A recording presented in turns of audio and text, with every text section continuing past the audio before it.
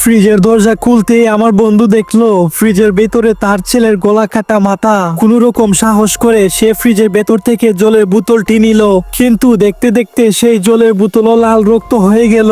কিছুক্ষণ পর লাল রক্ত আবার জলের রং হলো। তাই সে দেরি না করে জলের বোতল থেকে একটা গ্লাসে জল নিয়ে তার ছেলের আত্মাকে দিতে গেল, কিন্তু এরপরে তার ছেলের আত্মাটা ওই জলের গ্লাসটা ধরতে পারছিল না।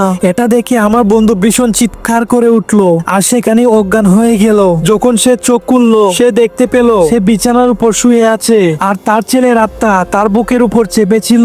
আমার বন্ধু কাঁদতে কাঁদতে তার ছেলের আত্মার কাছে হাত জোর করে বলল, আমাকে ছেড়ে দে প্লিজ, আমার ভুল হয়ে গেছে, আমাকে ছেড়ে দে। তখন তার ছেলের আত্মা তাকে বলল, বাবা আমার জল তেষ্টা পেয়েছে, আমাকে জল খাইয়ে দাও। তখন আমার বন্ধুর একটা তান্ত্রিকের কথা মনে পড়লো, তাই সে দেরি না করে সেখানে যাওয়ার জন্য বেরিয়ে পড়লো। কিন্তু আমার বন্ধু যখন সেখানে পৌঁছালো তখন সেখানে তান্ত্রিক ছিল না। এবং লাস্টের পার্ট দেখার আগে তোমার ধর্মকে তুমি শ্রেষ্ঠ মনে করলে ভিডিওতে লাইক করে চ্যানেলটি সাবস্ক্রাইব করে দিবে, না করলে আমি ধরে নিব তোমার ধর্মকে তুমি ভালোবাসো না।